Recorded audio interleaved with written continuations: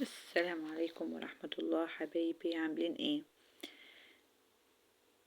حبينا نعمل النهاردة كرواسو علشان اولادنا وهم رايحين المدرسة ياخدوه في اللانش بوكس.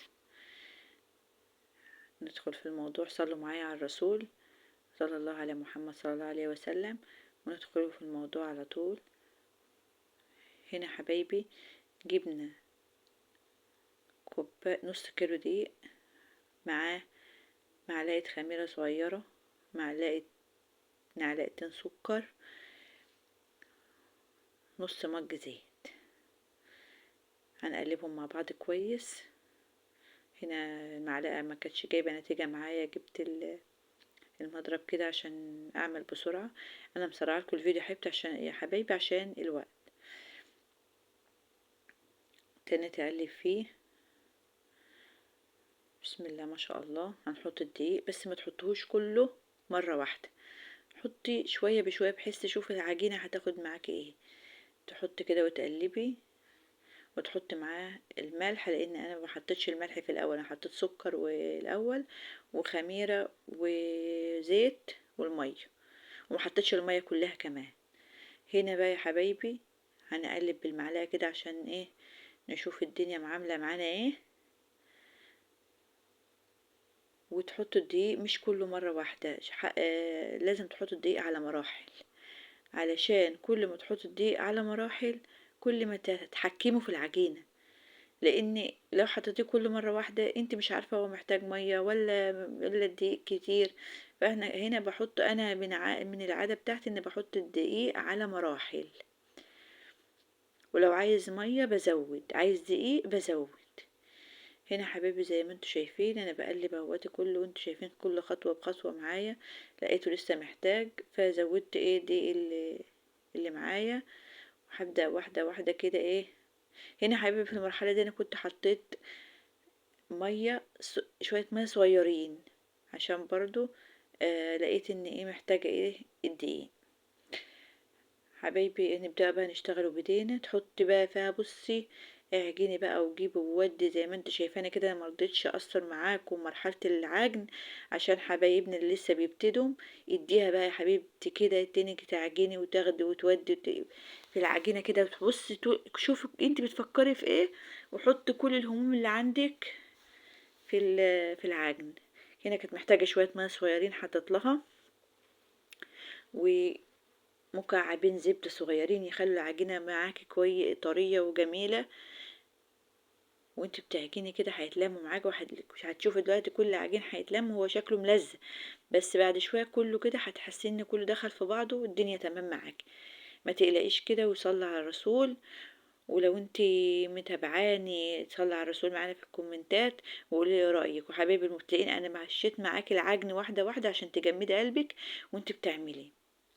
بسم الله ما شاء الله العجينه بدات تلم نفسها معانا، وتدهني وشها بزيت، معلقه زيت صغيره كده، وتغطيها وتسيبها ترتاح مش كتير، حوالي كده 5 دقايق. على ما صليت الظهر كان بيأذن، على ما صليت الظهر قمت اشتغلت فيها على طول. خدتها بقى كده على الرخامة واديتها كمان ضربتين كمان وظبطتها. وتحط شوية دي عشان ما يلزقش معاكي، ما تقلقيش من الدقيق. وتديها كده ايه زي ما انت شايفة معايا.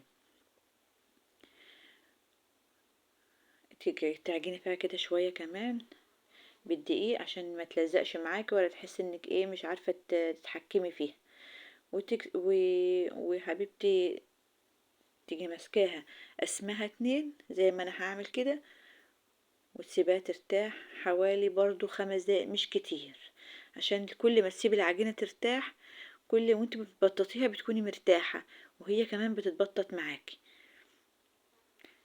فانت ايه تقرصيها وتسيبها 5 دقايق كده لحد ما تحسي ان هي بسم الله ما شاء الله ارتاحت معاكي. تاخدي اول واحدة على شوية على دقيق، تحطي حبة دقيق صغيرين وتحاولي تبططي معاكي. وتجيب بقى ده ترشها كمان رشة دقيق خفيفة كده، وتبدأي تشتغلي بسم الله ما شاء الله هتلاقيها معاكي زي الفل. ده عندنا اسمه سريع، معرفش عندكم اسمه ايه. طبعا كل واحد يستعمل اللي عنده. وتفرديه معاكي، تفردي وتقلبي من اليمين، تقلبي مرة يمين مرة شمال، وتظبطي الدنيا معاكي زي ما انت شايفاني بعمل كده. انا مرضتش اقص من الفيديو اي حاجة، كل حاجة معاكم بسم الله ما شاء الله زي ما انتوا شايفين. صلي معانا على الرسول، قولوا صلى الله عليه وسلم. وهنا جبت معلقتين زبدة لانها كانت جامدة في التلاجة بسيط، فكيتها بسيط على النار وبدأت تشتغل بيها. بسم الله ما شاء الله. كل حاجة معاكم انتوا شايفينها وادي خطوة بخطوة، واللي مش فاهم حاجة يقولي في التعليقات، وانا ان شاء الله بإذن الله هجاوبه على كل اللي هو عايزه. حبيبتي تخلصيها كلها كده بمعلقتين السمنة اللي انت حطيتيهم، وتجيبيها بسم الله ما شاء الله الحاجة زي الفل قدامكم. يا رب يحسن ما بين ايدينا وايديكم يا رب، اللهم امين يا رب العالمين. هتجيبيها النص اللي هناك على النص ده كده، وزي ما انت شايفاني بسم الله ما شاء الله بسم الله ما شاء الله تبططيها كويس. وبعد المرحلة دي يا حبايبي حطوها في التلاجة 10 دقايق. والخطوة اللي انتوا هتشوفوها جاية دي اختياري، انا عاملاها من عندي، مش عايزين تحطوا سمنة ما تحطوش، الخطوة دي اختياري. هتجيب معلقتين سمنة كده تحطيهم للمرحلة دي، وده اختياري بالنسبة لكم، عايزين تحطوا حطوا، مش عايزين تحطوا ما تحطوش. ودي يا حبايبي بعد المرحلة دي هنحطوها، لان انا ما صورتش كده. فانتوا ان شاء الله باذن الله حطوها في التلاجة 10 دقايق عشان تجمد معاكم وتعرفوا تبططوها وتاخدوا راحتكم فيها. هنا بعد ما طلعتها سبتها 10 دقايق وطلعتها من التلاجة، جبتها بسم الله ما شاء الله بدأت تشتغل فيها تاني. بسم الله ما شاء الله لقيتها معايا بسم الله ما شاء الله برضو بالسريع، وتعمليها كده طوالي بسم الله ما شاء الله كده تبططيها زي ما انت شايفة كده. ولو في حاجة معاكي سويها وجمدي قلبك، مفيش حاجة تقف قدامنا، كل اللي قدامك اشتغليه بكل المراحل. هنا هتقسموها زي ما انتوا شايفين. صلي معانا على الرسول وانت بتشتغلي كده وتقولي بسم الله ما شاء الله.